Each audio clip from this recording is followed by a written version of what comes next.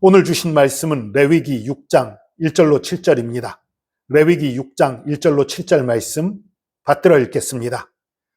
여호와께서 모세에게 말씀하여 이르시되 누구든지 여호와께 신실하지 못하여 범죄하되 곧 이웃이 맡긴 물건이나 전당물을 속이거나 도둑질하거나 착취하고도 사실을 부인하거나 남의 잃은 물건을 줍고도 사실을 부인하여 거짓 맹세하는 등 사람이 이 모든 일 중의 하나라도 행하여 범죄하면 이는 죄를 범하였고 죄가 있는 자니 그 훔친 것이나 착취한 것이나 맡은 것이나 잃은 물건을 주운 것이나 그 거짓 맹세한 모든 물건을 돌려보내되 곧 그 본래 물건의 5분의 1을 더하여 돌려보낼 것이니 그 죄가 드러나는 날에 그 임자에게 줄 것이요 그는 또 그 속건 제물을 여호와께 가져갈지니 곧 내가 지정한 가치대로 양떼 중 흠없는 순양을 속건 제물을 위하여 제사장에게로 끌고 갈 것이요 제사장은 여호와 앞에서 그를 위하여 속죄한즉 그는 무슨 허물이든지 사함을 받으리라.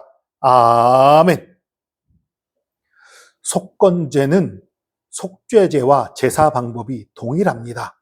완전히 동일해요. 그리고 그 남은 가죽이나 그 고기가 제사장의 몫이 되는 것도 동일합니다.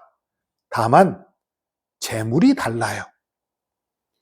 속죄제는 숫소, 그리고 순염소, 그리고 평민들의 경우는 암염소나 암양, 그리고 비둘기 2마리, 또 더 가난하면 고운 가루 10분의 1 에바, 이런 것들이 제물이 됐지요. 그리고 이 속죄제에서 유일하게 제물이 되지 못했던 것은 순양이었어요. 물론 그 암소도 제물이 되지 못했습니다. 그건 좀 예외고요.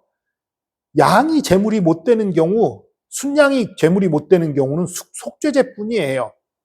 그리고 대신에 속건제에서 순양이 제물이 돼요. 이것은 속건제와 속죄제가 제사 방식이 똑같기 때문에 구별하기 위한 것이었던 것 같아요. 순양으로 하면 이건 속건제구나, 그렇게 알려지는 거지요. 그리고 가난한 자를 위해서 더 싼 제물, 더 가벼운 비둘기나 곡식가루, 고운 에바, 10분의 1 에바 드리는 것, 이런 것이 없었어요. 왜냐하면 속건제는 죄에 대한 대가로 치루어지는 것이거든요. 속죄제는 내가 죄인입니다, 내가 악합니다, 하나님 용서해 주세요, 이런 거예요, 한마디로. 그런데 속건제는 어떤 실제적인 피해를 입힌 것들, 실제적인 피해를 입은 것에 대한 배상을 하면서 드리는 제사이기 때문에 순양 외에 다른 선택은 없었습니다. 그리고 레위기 5장 14절로 19절에는 하나님의 성물을 더럽힌 것에 대한 속건제, 그리고 하나님의 계명을 어긴 것에 대한 속건제가 나와 있고, 오늘 본문은 사람들 간에 범죄한 것에 대한 속건제예요. 성물의 경우는 제사장이 가격을 책정을 했어요. 성물을 실수로 망가뜨렸다, 제사장이 가격을 정하면 거기에 대해서 배상을 하는 거고, 혹은 성물을 더럽혔다, 여러 가지 어쨌든 성물에 관계된 것은 제사장이 가격을 책정합니다. 그러면 그 책정된 가격에 5분의 1을 더해서 배상하면서 또 순양을 가져와서 제사를 드리는 거예요. 그게 속건제입니다. 그리고 이 재미있는 규정이 속건제 가운데 있어요. 부지 중에 계명을 어긴 것을 속건제를 통해 회개를 해요.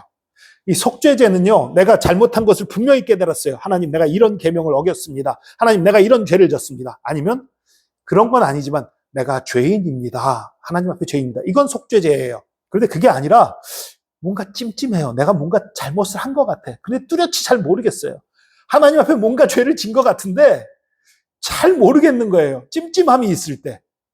이럴 때 또 속건제를 드리는 거예요. 이게 아주 속건제의 재밌는 점이에요. 죄를 진 것 같긴 한데 어떤 죄인지 정확히 모르겠고 찜찜하고, 그럴 때에 속건제를 드려요. 이때는 5분의 1을 더하는 건 없습니다. 그냥 순양을 가지고 나와서 그 회개의 제사를 드리면 되는 거예요. 그리고 이제 사람들 간에 범죄를 했을 때에 오늘 본문은 사람들 간에 범죄를 했을 때에 대한 것인데 여기에 한 가지 여러분이 오해하시면 안 되는 것이 있어요. 배상액이 5분의 1밖에 안 돼? 도둑질 했는데 배상액이 5분의 1밖에 안 되면 야, 그거 참 너무 관대한 거 아니야?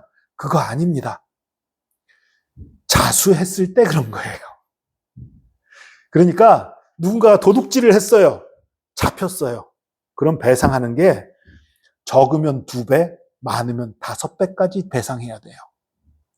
소를 훔쳤을 때에는 5배를 배상해야 됩니다. 양을 훔쳤을 때에는 4배를 배상해야 돼요. 다만 소나 양을 훔쳤어요. 그런데 그것을 아직 내가 가지고 있어요. 팔아버리거나 잡아먹은 게 아니라 내가 아직 가지고 있어요. 그런 상태에서 잡혔어요.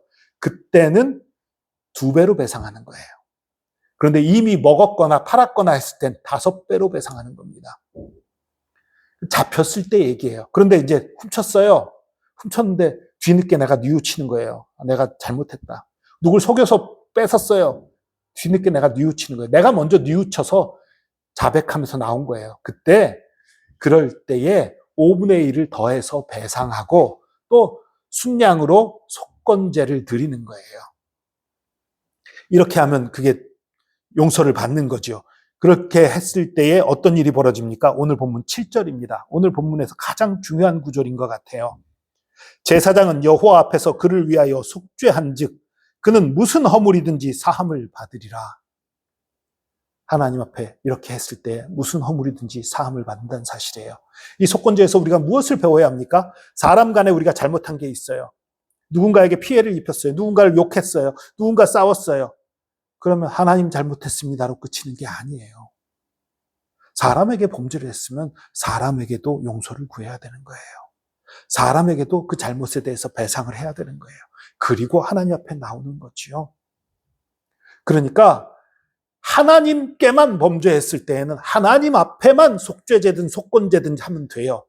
그러나 사람 앞에 잘못했을 때에는 사람에게 용서를 구하고 배상을 하고 그리고 또 사람에게 잘못한 거지만 그것도 하나님께 잘못한 것이지요. 하나님께 또 속건제를 드리는 그런 것입니다.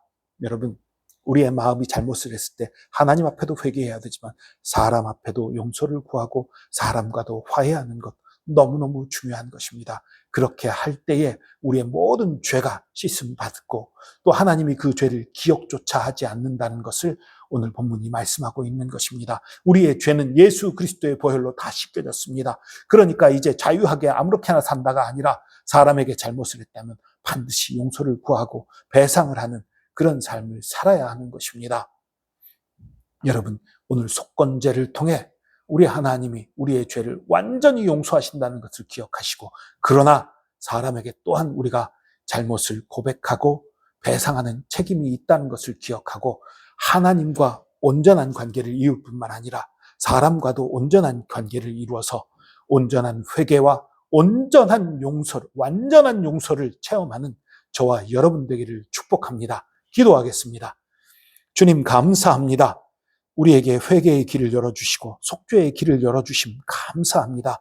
우리가 잘못을 범했을 때에 주님 앞에 온전히 회개함과 동시에 우리가 잘못을 저지른 대상에 대해서도 온전하게 배상하며 그 모든 관계를 회복하고 온전한 용서를 받을 수 있도록 인도하여 주시옵소서. 그래서 정말 하나님을 사랑하며 이웃을 사랑하는 아름다운 삶을 살 수 있도록 붙들어 주시옵소서. 우리와 함께 하시는 주님, 우리를 화목케 하시는 주님 감사합니다. 감사드리며 예수 그리스도의 이름으로 기도합니다. 아멘.